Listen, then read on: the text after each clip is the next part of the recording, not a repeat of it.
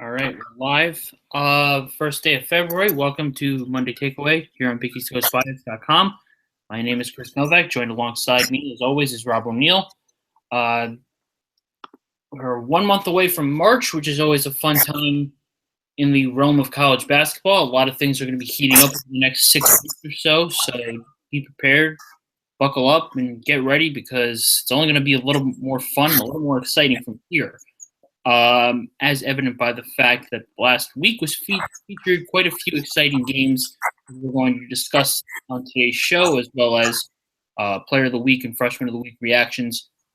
Some power rankings stuff in the power rankings haven't been issued out yet. Those will come later this afternoon, probably by the end of this broadcast.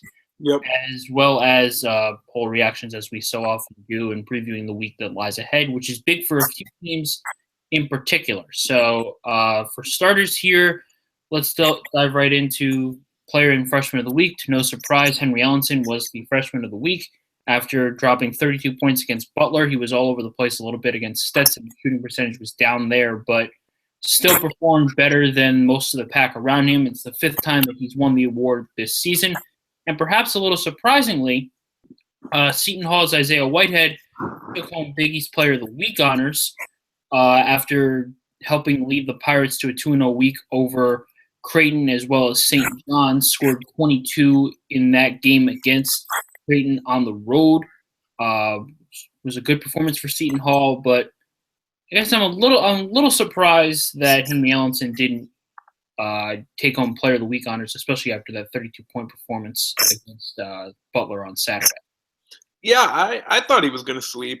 Usually 32 points. He had a bunch of rebounds. He had like 6 blocks as well. I think he got hurt by only playing one conference game this week.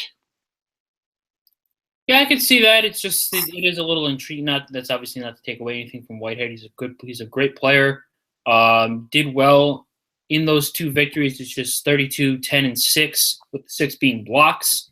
Yep. Is quite impressive, even if it was just one game. And he did hurt himself, I suppose, against Stetson. Yep. But still pretty surprising, to me at least, that he didn't take home Player of the Week honors for the Big East Conference at least.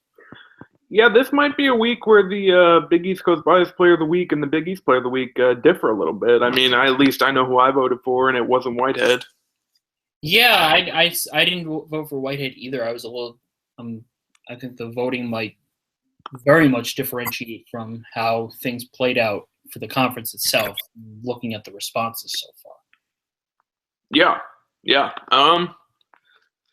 So I mean, a little bit of a surprise Player of the Week. Usually you can get a pretty good idea of who it's going to be. But this week was tough. I mean, there wasn't really a single standout. I mean, Ellenson was real good, but again, he only played the one Big East game, and there were other guys, obviously, like Whitehead, that stood out more.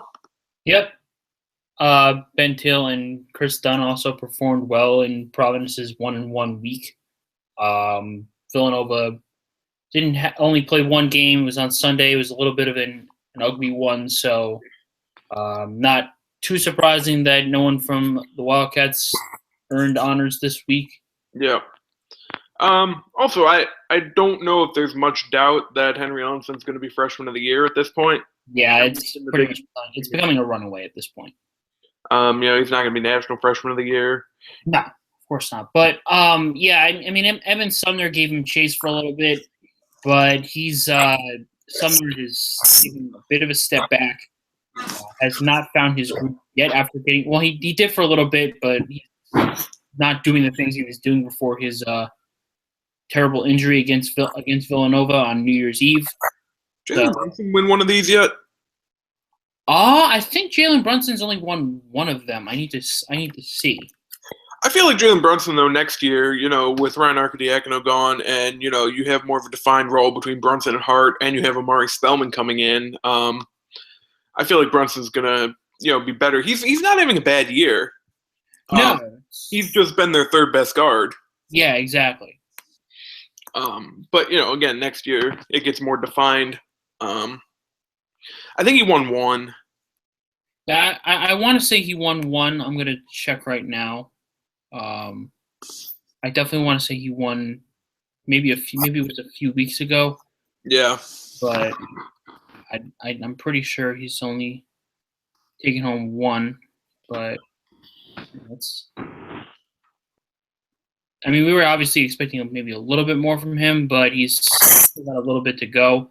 And like you said, he's being overshadowed by Archidiakono and Josh Hart as well. Obviously, I mean, he's at 10-3 right now for the season. I mean, yeah. for So a freshman, that's what did Kyle Lowry do his freshman year at Villanova? That's a good question. I'm not sure. Let's see. Kyle Lowry, his freshman year was 7-2. So, and of course, he only stayed 2 years, but All right, yeah. Brunson won on January 4th. Yeah. So, he has taken home one award. He's not having a bad year. I mean, there's a lottery pick in the conference as a freshman. Exactly. And, he's doing his thing. Yep.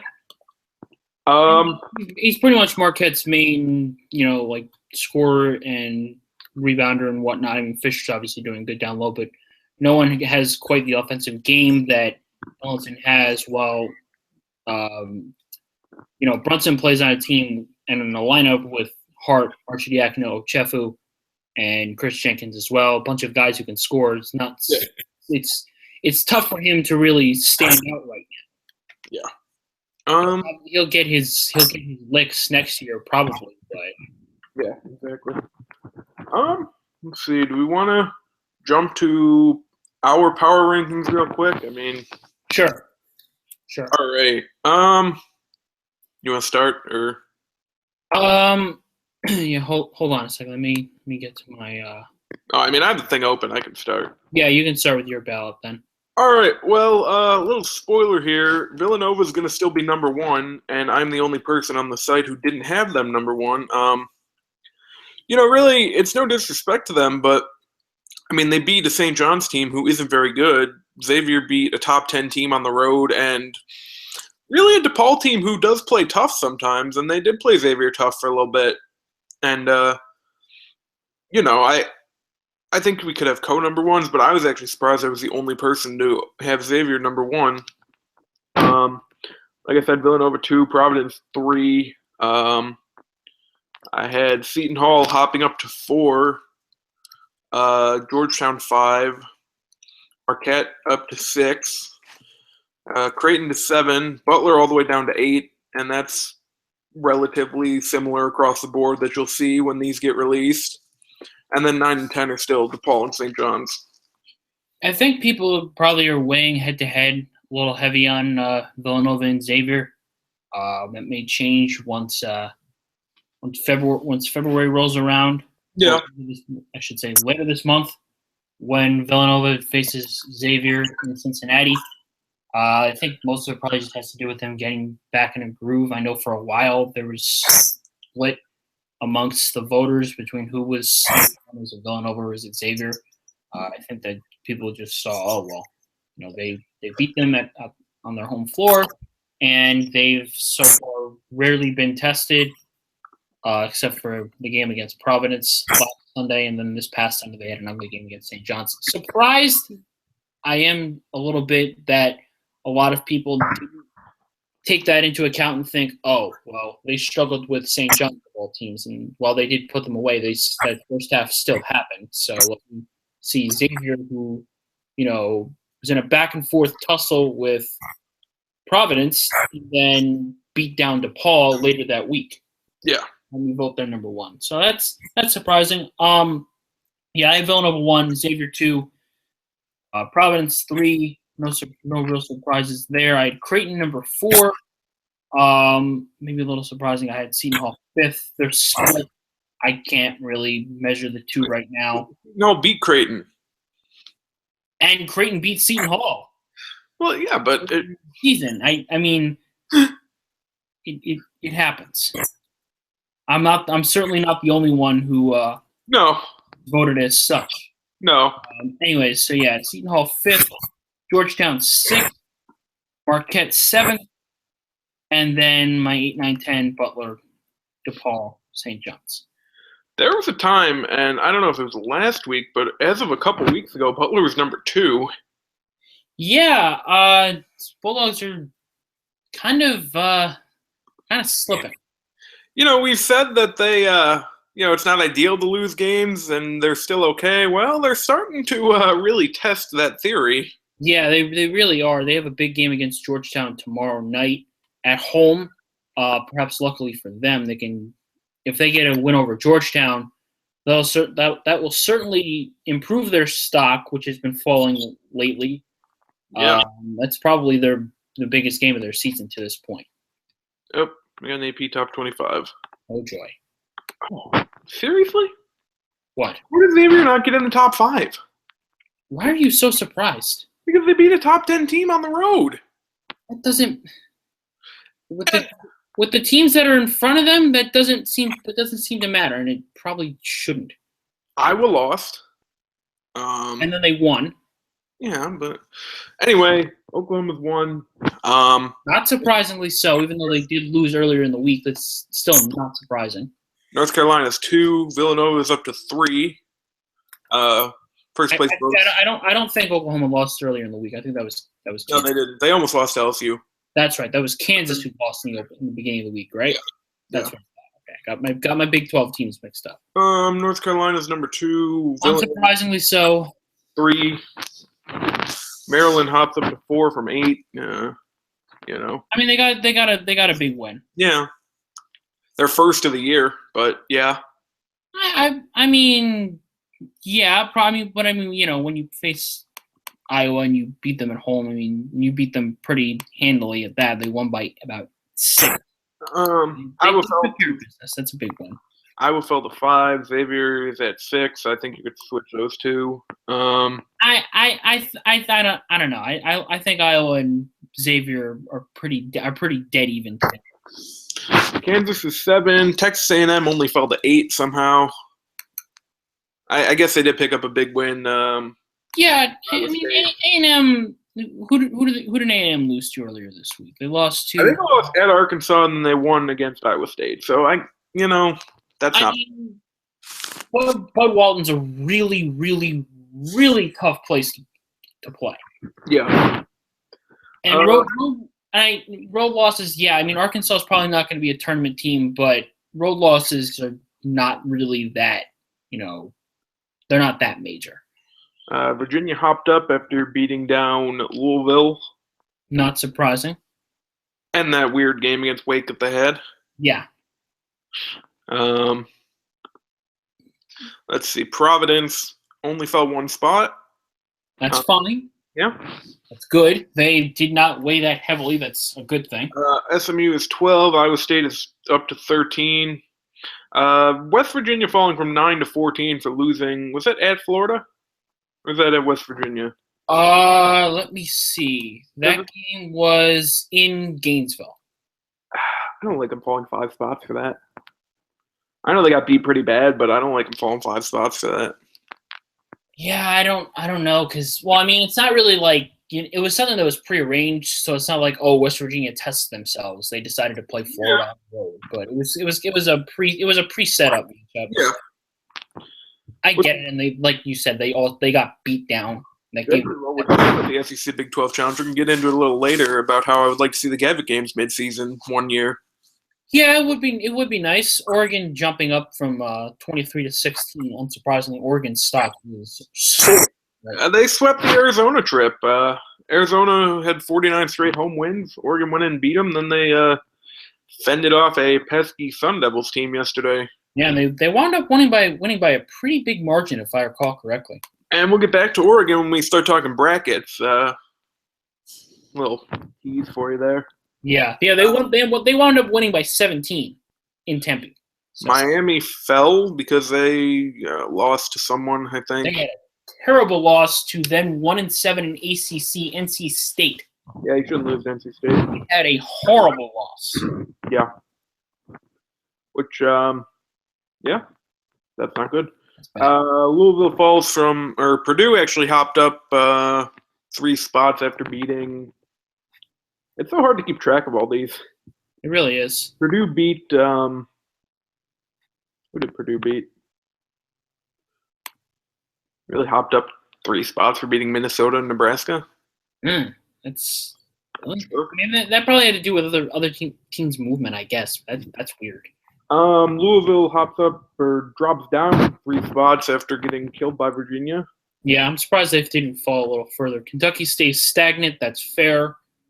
Yeah, it's a little surprising. I mean, well, I guess if they beat Kansas, they would have hopped up. I mean, I'm not taking their win against Missouri into anything. I mean, exactly. People figured, okay, they beat a terrible Missouri team down, and then they lost by a couple points at Fog Allen. I mean, that's Wichita keeps moving up. Wichita should probably run the table the rest of the way. It'd be a real surprise if they lose. So that's going to be a big win for Seton Hall.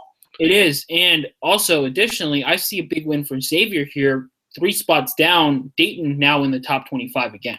Yeah. And again, I don't know if they were ever in the top 25, but point still stands. Yeah. Indiana 22, Arizona 23, Dayton, as we talked about, and South Carolina at 25. No Duke this week. Oh, boy. That is the first time I saw a thing the other day. It's been a while. Oh, it's been a long time. I mean, they weren't touching UCLA's 14-year streak of being ranked, but no, but it was a long time. When was the last time they weren't ranked? Someone's probably tweeted about it. No, I saw it the other day. I just don't remember. It was, I think, 2012. Would that make sense? Maybe. Okay, so they were in the AP top 25 for 167 consecutive weeks. Yeah.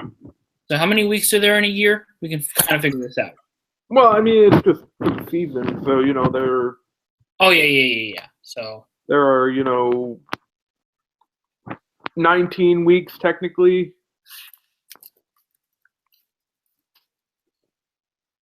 It's about 8 years. Wow. Yeah. If it is indeed 19. It's around 19. So. Damn. And it's been ranked for a while. I mean, it's tough to argue that they should have. Yeah, first time in 8 years, Duke is not ranked in the AP Top 25. Damn. So. I mean, I can't argue with it because they're not a good team right now. They might be a good team when Emil Jefferson comes back, but. Yeah, I mean. Not right now. No. Go to the top 25. It's a lot of fun. Villanova. Really with a chance to move up again if I don't know if they're ever going to hop Oklahoma because, they really shouldn't. That's not how this whole thing should work, head to head. It's not. And again, polls. The polls this year are dumb anyway. Exactly. They don't really matter that much. I guess they kind of matter because people always like, oh, well, they're number 1 team in the country. Woo. But I mean, if you wanted to take this poll and be like, oh, these are your 4 1 seeds this year, Oklahoma, North Carolina, Villanova, and then I guess the winner of a potential Maryland-Iowa final, sure. Sure. I mean, that could play itself out that way. That's fine. But don't forget, Oklahoma is still going to have to go through Kansas in the Big 12 tournament, more than likely. Yep, and they host Kansas. Yeah. I believe that happens in like 2 weeks. Yeah. So all right. So go through the gauntlet of the Big 12. Do we want to hop into brackets real quick, or do we want to talk about last week? Or let's talk brackets, I guess. Let's talk brackets. All right. So we posted about the ESPN bracketology earlier today. Might post about a few others if I don't do it today. I'll certainly talk about it in the roundup tomorrow once the SB Nation bracket is out. And speaking of the SB Nation bracket, we are talking to Chris Dobertine later in the week, so be on the lookout for that. Yes.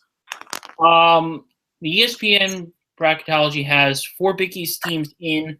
Villanova, a number 1 seed out west. Xavier, a number 2 seed in east, which intrigues me, and I'll go on to say why that does in a little bit.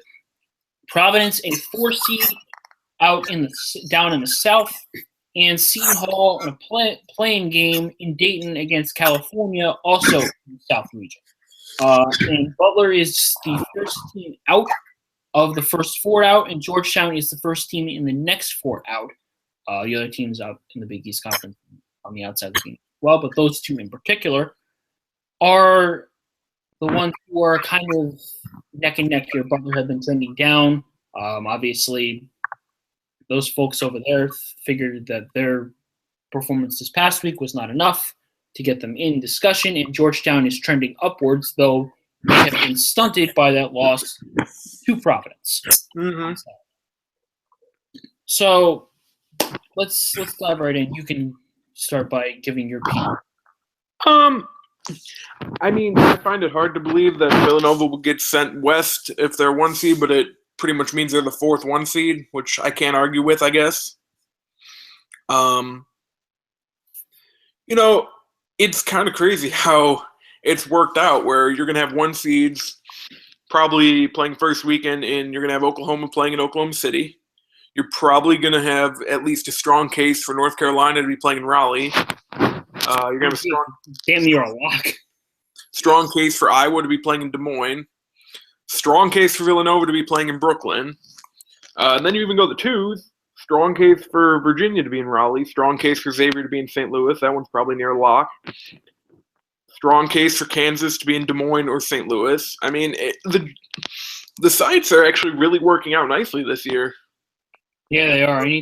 All right, so I kind of disagree with you that Villanova has a lack of an opportunity to go out west. I think that's exactly what's going to happen if they get a one seed, just because they'll view them as the weakest one seed per se, and they always send the weakest one seed out west. No, I know that, but I mean, shouldn't they be awarded the advantage of playing in Brooklyn and then Philadelphia?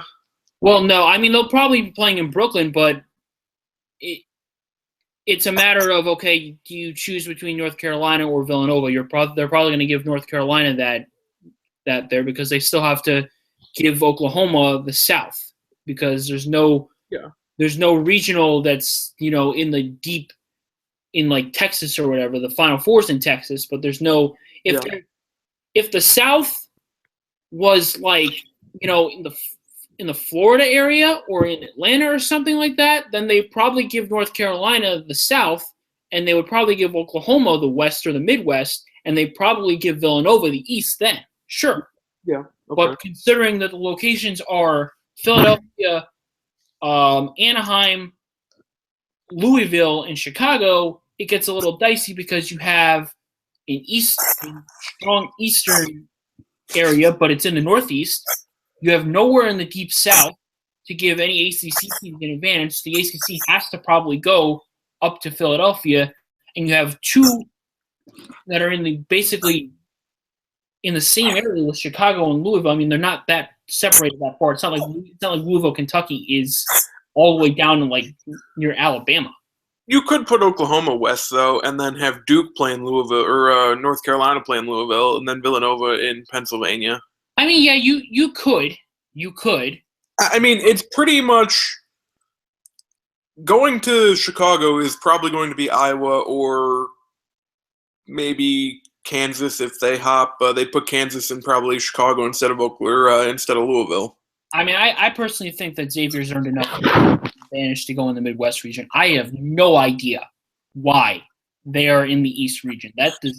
I'm more surprised they're not in the South because I believe Louisville is closer to Cincinnati than Chicago is by a huge margin. Oh, considerably, considering that Cincinnati and Kentucky like border each other basically. Yeah, we saw that. We were in Kentucky when we went to Cincinnati. Yeah, where our hotel was. Yeah, I am kind of surprised at that as well. Maybe if Xavier wins out and wins the Big East tournament as well, maybe they'll get the. I don't think they're going to get the South. But maybe they'll get a 2 in the South. Perhaps they'll get that advantage, so to speak. But I don't understand why Xavier is in the East. That does not make any sense. If I were doing this, I'd probably swap out Villanova and put them in the East as 2, and I'd probably put Xavier, I guess, out west if I had to, and have them play in St. Louis as the 1 in the West. Because I mean, if you're gonna, I mean, what that's telling me basically here is that amongst the 2, they're probably I don't know. I guess they're probably second or third best, maybe, because the 2 tier are A&M, Kansas, Virginia, and Xavier. The 3 of those states stagnant. Kansas dropped down, so Kansas is probably the best 2 seed here, which I guess makes sense considering they'd be playing in the Midwest region. And Virginia makes sense to be playing in the South then. So then you basically have it between East and West, and considering that you have a choice between Xavier and A&M. Okay, I guess I just reasoned that thought out aloud. Yeah, but the thing about this, we know the committee loves RPI. They do. Xavier, I believe, is either 3rd or 4th in RPI. They're 4th. So I think they'd probably be the first 2 seed. Because the Big East isn't going to get 2 1s. No, they're not. They're going to get at most 1, and at worst I could see 2 2 seeds. Yeah. But they're probably going to get at least 1 1 seed. Yeah. I shouldn't say at least. They're probably going to get at most 1 1 seed. Likely 1 1 seed. Yeah. So, I mean, if Xavier, say they lose to Villanova and then no other games this year, it's hard though because they're probably going to have to end up playing Villanova a 3rd time. Yeah. If they split, they beat them in Cincinnati, and then they beat them in the Big East tournament, they've probably earned a 1 seed. But I don't know where I guess you would put them out west because nothing else really makes sense. No, so, I mean, honestly, a 2 in the South might be their most ideal situation. I mean, it could be. I could also see them depending on how the Big Ten. It really all depends also on the Big Ten. Well, yeah. Iowa and Maryland and Michigan State and all those other teams separate themselves because you could feasibly drop Iowa down to a 2, and you could put Xavier at a 1 if they win their conference and their conference tournament. Well, I don't know if they would win their conference. Villanova would have to lose 2 more games the rest of the way. I don't know if that's going to happen. Yeah. So that could happen, but it does depend on how it shakes out because I still think that Xavier could be a top seed in the Midwest and not the East. Because that's yeah. But a thing to watch for in the West is that I think if Oregon wins out, they're probably going to end up being your number 1 in the West. If not, they're going to be the best 2 seed, and then they'll probably get that West love there. But if Oregon wins out and they win the Pac-12 conference tournament, given how high they're going to be in the RPI, they're already number 3 right now. Yeah. They went out, which means that they would beat California on the road. They beat USC on the road, 2 very good teams. In that Cal game, well, I guess Cal has kind of underperformed, but it's hard to win in Berkeley as they've proven. Cal just can't win road games to save their lives. Yeah. But if Oregon does win out, I think it changes the complexion of the entire bracket and what we're discussing here because typically we haven't seen this much in in the past few years really because the Pac-12 has gone down considerably. And that's hard to argue. It's very hard to argue to say that the Pac-12 hasn't gone down considerably because it has. No, it has. Typically, what would happen is that if any team out west was good, cough, cough, UCLA, cough, cough, who was always dominant, be the automatic 1 or 2 in the West. So if a team out west does really, really good, they're going to be a 1 or 2 in the West, which weights everything. I think my other question, would they put a 1 in Spokane, though? Because, I mean, if Oregon's not playing in Spokane, they get kind of screwed because the next closest is... They have to be. They put a 1 in Spokane when Gonzaga was number 1. Oh, yeah. True. Okay. Or was that in Seattle? I wonder if that was in Seattle. I don't know. But either way, I've put 1s in Spokane before, even if it is the most unideal location to go to. I mean, I think it's pretty much a lock that Oregon's going to be playing in Spokane no matter what team they are. No question. Just like it's starting to be a lock that Xavier's going to be in St. Louis. Yeah. And Villanova's going to be in Brooklyn. Yeah, definitely. Another team that gets screwed because they're hosting a regional is Providence. Yeah, that happened. It didn't happen last year because they had to. They weren't hosting. But they did get screwed geographically last year as well, if I recall correctly. Yeah, they had to go. They played in Salt Lake, right? Yeah. That's what I thought. And I mentioned it the other day. No. I'm sorry. They did not. Let me see. Where did they play last year? I know Georgetown had to go across the country last year. They played in Columbus. I must be thinking of. Yeah. Who am I thinking of? See. No, it wasn't St. John's either. I don't know what the hell I was thinking about when I remembered it. Probably Georgetown. Yeah. Georgetown had to go to Portland. Yeah. But the Providence is 4 right now, and usually they try and get you somewhere that you can, kind of work out with the geographics. But they have in Denver. God. I mean, I like this as a fan though, because it's Chattanooga, and then the winner of Dayton against Arkansas Little Rock, and then arguably most likely the Sweet 16 matchup would be against Oklahoma. God. So you know how fun that. Yeah. How fun that be. Oh my God. Yeah. So. Oh my God. It shouldn't happen, but that would be a fun way to decide Player of the Year. Oh, who performs best in Providence versus Oklahoma? Yeah. But Fielder, Chris Dunn. Yeah, Providence fans seem to think that they're going to get sent to Brooklyn. Probably not. If Providence gets in, Providence needs a big couple weeks. If they knock off Villanova on Saturday, I think things change. I mean, they have Maryland as a 3 in Brooklyn right now, so it's possible. But the only problem with that is the winner of the Maryland Hofstra game potentially there would be playing the winner of Wichita or potentially Seton Hall. So they're not going to do that just because they don't want 2 teams from the same conference playing in the first weekend. No, yeah, exactly. They're not going to do that. The only time that's ever happened was in 2011 when the Big East sent like 10 plus teams or whatever, and you had UConn playing Cincinnati. I remember that because Cincinnati played Mizzou. I was the only person on my floor to pick Cincinnati to win that game. Yeah. Who won that game? Cincinnati. But at the same time, Seton Hall could still play out of an 11. Oh, yeah. Of course. I personally think that they're locked in as a 10. I would lock them in as a 10 right now. Seton Hall is another team who probably they're going to end up in Brooklyn. I mean, I'm pretty confident in saying that. Mm-hmm.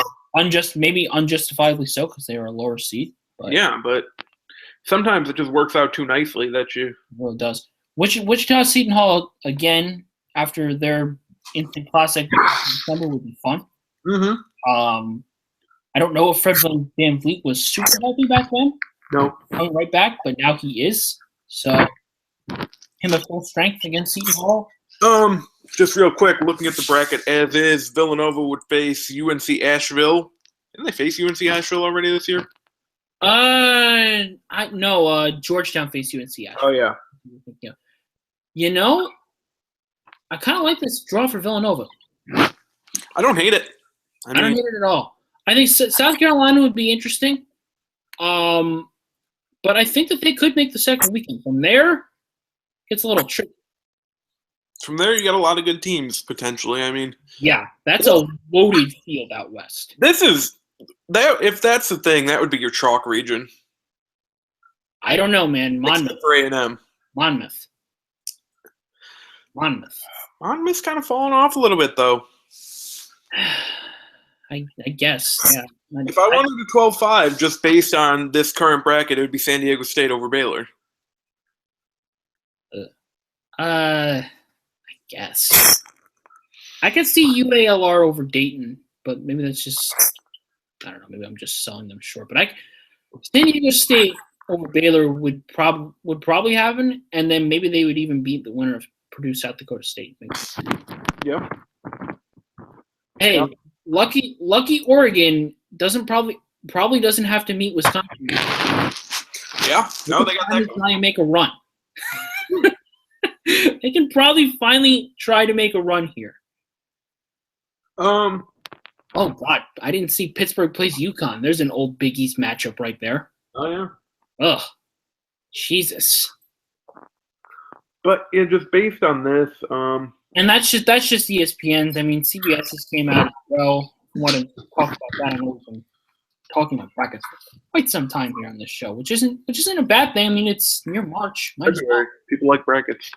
All right. So, Hold on, let's see if we get out in front of the autoplay video here. oh God, Where is it? I see it. It's loading. Mine is loading right now. I don't. This big white space. There it is. Okay, where's pause? Pause didn't pop up yet. I'm trying to find the pause before it plays. It just says loading. I know. I don't want to start talking about it because it's gonna. Hold on. Just went to a big white space here. Yeah. Okay. I'll at least mute it. All right. I muted it. Okay. Okay.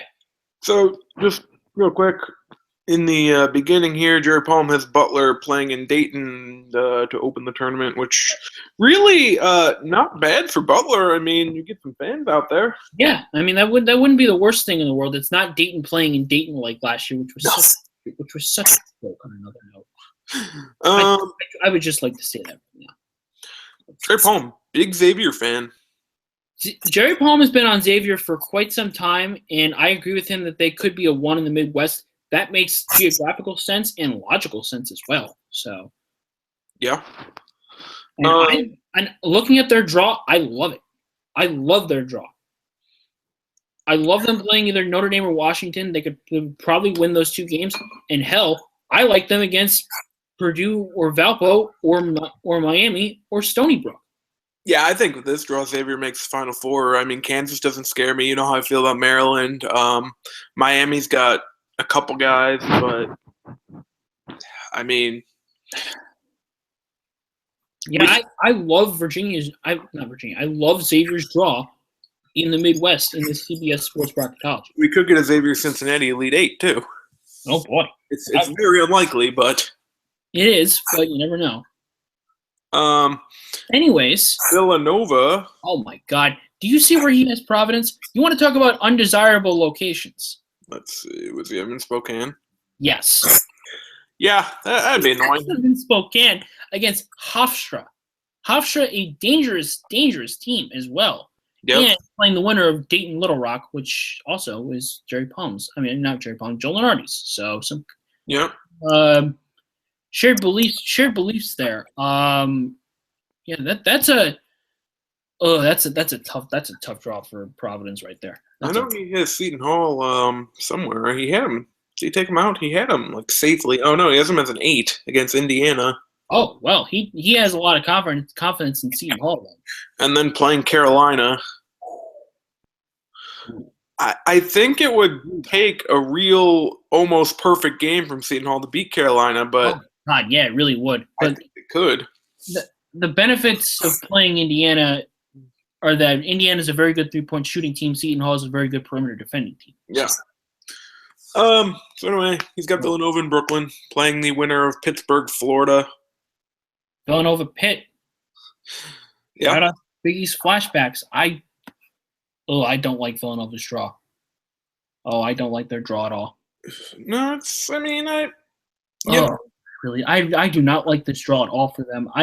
Pittsburgh is there, Florida is there. They could probably make the second weekend, but from there, oh man, you're facing Iowa State, UC Irvine, or Louisville from there. Oh my God, I hate that draw. I hate that draw. Yeah, it's not desirable. Oh my God, no, that's a really bad draw for Villanova. I mean, like I said, they could probably make the second weekend from there. I don't know. Yeah. I don't know. Duke Wichita would be fun as hell. Yeah. Yeah. All right. So that's it. So let's do it the brackets. He has Xavier is a 1, Villanova is a 2, Providence is a 4, Butler is a 12 in the playing game, and Seton Hall surprisingly jumping up to an 8. Yep. And right. So we've discussed brackets till we've been blue in the face. So let's move on to something else. Talk about last week. Yeah, let's talk about last week. First thing that comes to mind when I'm thinking about last week, big week for Marquette. Picked up a win over Butler, picked up a win over Stetson, but now they have a big week lying ahead of them. Yeah, but first we have to talk about last week. Correct. Can't talk about this week yet. Right. We can talk about what they did last week and how they can build upon that Yeah. what they had this week. So they took care of business against Stetson as expected, and then they faced Butler on Saturday in a pretty well played, fun game. Yeah. No, it really was. And we already talked about what Henry Ellenson did. He had a huge game, which honestly, Butler's not the biggest team, so it's kind of not surprising.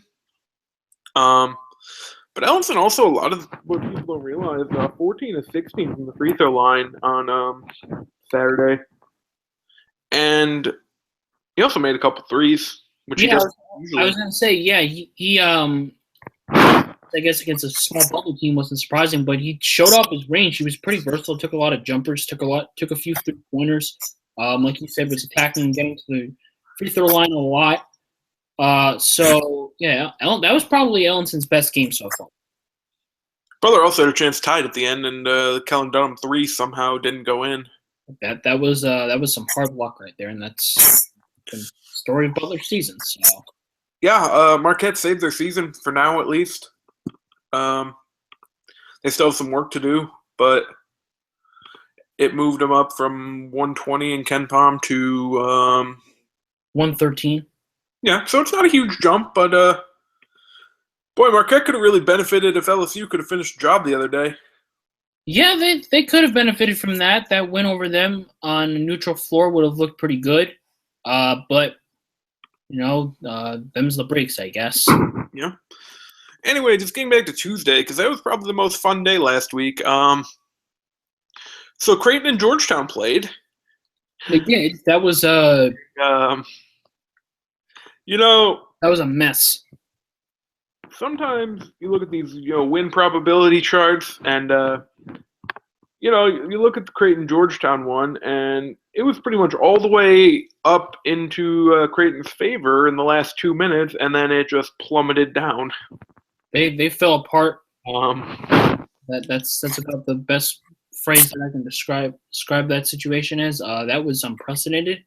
That was surprising, shocking, all the superlatives you can think of. And that was a big win for Georgetown. Oh, huge win for Georgetown. Huge. Creighton. I don't know what to make of Creighton, especially after what happened on Saturday as well. Yeah, I don't know what to make of them either. I think of all the teams out there, they probably hurt their chances the most because they needed to make good work in conference play after their weird non-conference slate where they lost to Loyola Chicago, they lost at home to Arizona State, losses to Indiana and Oklahoma aren't that bad. No. Before that, they lost to Villanova and Providence. Not the worst things in the world. But then they pitfalled against Georgetown, a fringe tournament team, and Seton Hall, who, depending on who you talk to, is either a tournament team or they're just about to be a tournament team, but they got whomped at home, which is rare. Seton Hall giving them their desserts after Creighton did the exact same thing to them earlier in the month in New Jersey. Yeah, and then Xavier Providence was actually a lot of fun, too, because, Xavier took a decent-sized lead into the half, and then really opened it up more in the second half. And then it looked for a minute like Chris Dunn was maybe going to, get Providence back into the game. And then J.P. McCurra comes out of nowhere, hits a stupid three-pointer that probably shouldn't have even been put up in the first place, but he did anyway. Showed some stones. J.P. McCurra had a nice week. Yeah, he really did. Really did. But, yeah, that was a good game. Two good teams. Two teams that are locked into the tournament already. Pretty much. I mean, yep. And then Wednesday, a lot of bad basketball on Wednesday. Oh, a lot of bad basketball. Butler DePaul turned into a blowout. Yep. Seton Hall St. John's turned into a blowout after St. John's was competitive early. Yep, and then they just kind of let it slip through their fingers. And then Marquette Stetson was a blowout from the first 5 minutes until Stetson brought it within 6. Yeah, which was really random. And then Marquette just kind of pulled away. So not much to really say there. No, not really. Angelo Gatto did have 15 and 17 against St. John's, though, and he's struggled a little bit this year compared to where he was last year. He's actually been kind of just the same player he was. I mean, his field goal percentage is all. His rebounding has dropped off a little bit. Where he's made up for that is a little bit more efficiency, but Well, I didn't know he was at 9.7, 9.9. yeah, That is like right where he was last year. Okay. exactly. He's literally like the exact same player. He's just not rebounding as much. No, and I mean you'll take that. Yeah. Thursday there were no games. Friday there were no games. Saturday there were a lot of games. There were a lot of games already. Xavier DePaul. DePaul jumped out to an early lead. Xavier took over from there, and it was all over at the Horizon. Yeah. You made a comparison about something we saw at the Horizon one time. Yes. It was the biggest squash since a random Kofi Bo Dallas matchup that was ruined by Kane. Wow, shock. Kane ruined something. That's still weird in person because no one really knew what was going on. Oh yeah, no one knew what the hell was going on at all. For no reason. Let's see. Yeah, DePaul. DePaul played tight for a little bit. Yeah, but the game was hardly ever in doubt. Also, what's his name? The one kid that wanted to beat up Jalen Reynolds. What are you doing? Oh yeah, Joe Handel. Yeah. Got a technical for trying to step up to Jalen Reynolds. All right. Don't Not the wisest thing to do. Don't do that. No. Don't step up to anyone in general. It's just not nice. Seriously. Seton Hall and Creighton, we talked about a little bit. This game was actually never really close. Seton Hall kind of hopped out to a lead from the jump, I believe. Yep, no, Creighton led a little bit in the first half, and then Seton Hall just kind of put it into cruise control. Yep, and then I know they dominated that game on the offensive rebounding department. I don't know I believe at one point Creighton had 0 offensive rebounds. I don't know if they finished with 0 offensive. They finished with 6, but Seton Hall finished with 17. Yeah. And Creighton had 21 rebounds total, so yeah, you got to rebound. It's a big part of basketball. Yep. Cole Huff not having a great go of it in the past couple weeks. No, he is not. He's dropped off a little bit. Jeff Grizzell only played 8 minutes. I think he tweaked something, didn't he? I think so, yeah. Say that he did. And then Georgetown and Providence was a fun game. It was. Chris Dunn and Ben Bentel doing their thing. Yep. Georgetown almost did it again, but Providence was able to hold on thanks to Ben Bentil's free throw shooting. Combining for 52 of Providence's 73 points, which, it's not a good trend. It's not something they should rely on, but sometimes you got to do it. Yep. Sometimes it's enough. Yeah, I mean, I still think, in the tournament, it's kind of something that you actually can rely on because you have teams that haven't, gotten to see them the past couple of years, and you have teams that are playing them for the first time. And, for the NCAA tournament, what do you got? 3 days to scout a team out? Yep. I mean, so really going forward, it's not a bad strategy. But, you face a team like Georgetown that's seen you before, you might not be able to catch them. And then yesterday, we talked about Villanova, St. John's. St. John's had a bunch of recruits there. Yep, and you said that you didn't mind the result for them. No, I think a game where you had a bunch of recruits there, you're down by 1 at halftime to the best team in the country. Well, one of the best teams in the country. A lot. I think people are starting to realize this with St. John's, and coming into the year, it was never going to be a competitive season. I don't know if we necessarily expected the season to peak with a win against Syracuse, but no, I also think Chris Mullen is still kind of learning on the fly. Because a lot of people criticizing Chris Mullen for his coaching demeanor, how he seems kind of laid back. Well, what do you want him to do? I mean, there's not a whole ton he can do. I mean, it's his first year coaching, and so I think to have all those recruits there, and the game was at the Garden, so that helps. Yeah, of course. You get the recruits, you take them in through the locker rooms and stuff. Oh, it's NBA facilities. So Yeah, I don't, and I actually saw that Riley Elkins is actually taking an official to St. John's. He said his first official, and they already have a pretty good class next year. If they can nab him too, they'll probably be a tournament team next year. Yeah, I can see it. I can see it. Because I've said I really like the core of Musini, Levette, Shamori Pons, Bashir Ahmed, Yakwe, and Sema. So if you add, Elkins or Thon Maker, and actually Elkins started to trend in the crystal ball too. It was NC State right now still leading, but St. John's up to 32% through 19 predictions. Yep. So it's getting interesting. Yep, it's a good thing for them. But hopefully for their sake they get win number 1 before the season ends.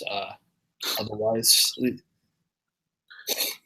yeah, they're not favored in any remaining conference game. Nope. But here's my question: hypothetically speaking, if St. John's, and again, this is just hypothetical. I really, really don't think this is actually going to happen. In fact, I don't think it has a snowball's chance and what of happening. St. John's somehow pulled a rabbit out of their ass and they won the Big East tournament. Would they be the lowest ranked high major team ever?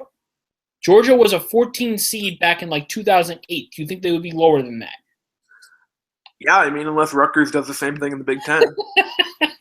So you think they would be like a 15 or a 16? Yeah, I mean, I don't think they'd be. Yeah. Hey, they got the home court advantage. Yeah. All right. Let me see. Okay, so that Georgia team in 2008. I want to see what their record was. Georgia team. Well, you got to remember that team was playing. That Georgia team was 17-17. All right, they were 13-16 going into the SEC tournament, and they were 4-12 in conference play. They won the whole thing, and they were a 14 seed against Xavier. Just for some precedence here. That was the year there was a tornado outside the building. Yep. So, they're playing with the whole state on their back. Yep. You got to remember that. Yep. So, yeah, St. John's would be looking nice 2-15 matchup against, Kansas or something. Oh, my God. So, yeah. Oh, that'd be funny. It's not going to happen, though. If that does happen, though. You know where you heard it here. You know where you heard it first. There you go. We have basketball this week. We do. Plenty of good games in the docket this week. Tomorrow, Georgetown heads to Hinkle, face Butler. Both teams could use a victory.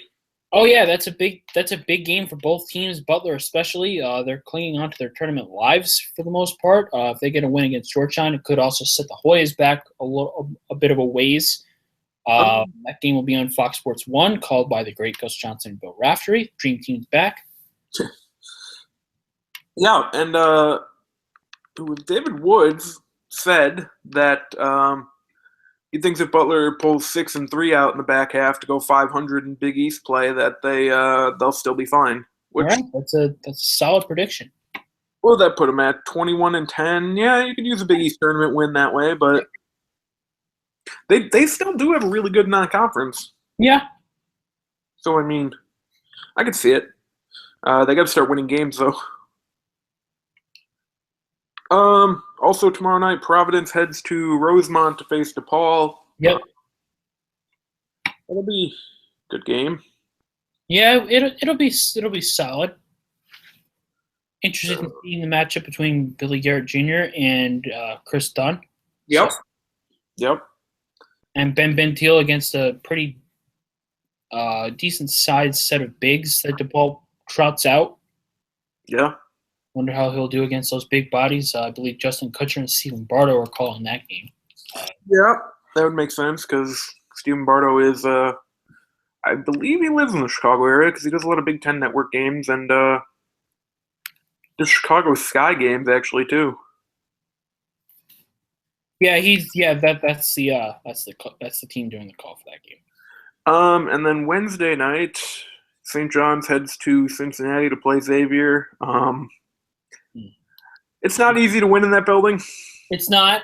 So if St. John Thompson pulls up that shocker, that will be major and probably give a big hit to Xavier, number 1 and number 2 seed chances. Creighton heads to the Pavilion. It's not easy to win there. No, it's not. But that is Maurice Watson Jr.'s homecoming. He's going to Philadelphia. It's true. That was one of the games he was anticipating. I'm actually curious who's going to be on the call for that, because the majority of CBS talents are in Santa Clara. Found out, I looked at Rob Anderson, the Creighton SID's Twitter account. It is Tom McCarthy, who I called last night, Steve Pappas, who I also called last night, and John Rothstein. Okay. Makes sense. Makes a lot of sense. I mean, they're making good with what they've got. Like you said, a lot of their talent this week is in Santa Clara for the Super Bowl, understandably so. So, yeah, that's pretty much what was expected. You have McCarthy in his backyard, Lapis, who typically does Villanova games, and then Rothstein makes the most sense as a sideline reporter. And then Marquette plays Seton Hall in Newark. Marquette could use a win to keep their NCAA tournament hopes alive. Seton Hall could use a win to continue. Actually, because it's February now, and February is where they struggled last year. Yeah, exactly. So, Kevin Willard and February have not meshed well together. People are hoping that 2016 is the year for them. Big week for Marquette. They play Seton Hall and Xavier on the road. That Marquette-Xavier matchup coming at you on Saturday, so that'll be a fun one, as well as Providence Villanova at the Dunk. It'll also be very fun, especially after their first matchup went so well. Yeah, no, definitely. You talk about Marquette-Xavier, that will be a real fun game. Oh yeah. So we'll see what happens there. DePaul and Creighton as well on Saturday. And that's a game where if Creighton loses, you can probably put their NCAA tournament hopes entirely to bed. For who? For Seton Hall? No, for Creighton and DePaul. Oh, if Creighton winds up dropping that game to DePaul, they're probably going to be on the outside looking in, and their only shot will likely be to win the Big East tournament from there. Creighton fans hoping for that not to happen. The ship does not want to sink yet, but yes, Saturday is a mighty big day for everyone involved here in the conference. Like I mentioned, Villanova Providence at the Dunk. Villanova projected to win that game by 3 points. It's pretty tight, 63% win probability for them. But as we saw back at the Wells Fargo Center 2 Sundays ago, Providence is more than capable of taking down Villanova. Though they've struggled at home, you have to imagine that crowd's going to be electric. That crowd's going to be live. It's going to be fun. And further, Georgetown Seton Hall is a pretty big game in Newark. That game will be at 9 p.m. Eastern Time over on the CBS Sports Network, in case you're interested in viewing information for there. Big game for both teams, especially if Georgetown were to take a loss to Reeling Butler on Tuesday. They would need to beat Seton Hall to kind of continue the back and forth between the middle of the pack, as each team is trying to fight for their tournament lives here, or to at least try and get in the mix in the first 4 in Dayton. So you have that with some heavy implications. And that's really the big thing here. There's really going to be rarely any games the rest of the way that aren't going to have some kind of implication on March. And that's really a good thing for the conference, that not a lot of teams are, just flailing right now or dead in the water, or some teams are just above everyone else, so that it's just, this team's just trying to continue to make it for 1 or 2. This team's just trying to stay. No. Every game the rest of the way will probably have some kind of implication to it. Yeah, and I mean, that's the benefit really of a smaller conference too. I agree. Yeah, so let's see here. What else? Talked about this week, talked about last week. You can watch Louisville, North Carolina tonight, since there's no Big East games. It'll be a fun one. It'll be fun. Let's see what else we got. Thursday, you could watch. Thursday's kind of weak. Don't watch anything Thursday. A&M Vanderbilt will be okay, but aside from that, I mean, St. Mary's BYU is a fun mid-major matchup. I'm not sure about the television for that game, but Yeah, and then do we have? We don't have a Sunday game this week because of the Super Bowl. Yep. We have a Monday game next week though, for the first time in a while. Yeah. Which I guess I don't know. We don't have to talk about that because we'll be back next Monday. Oh yeah. Yeah. Ooh.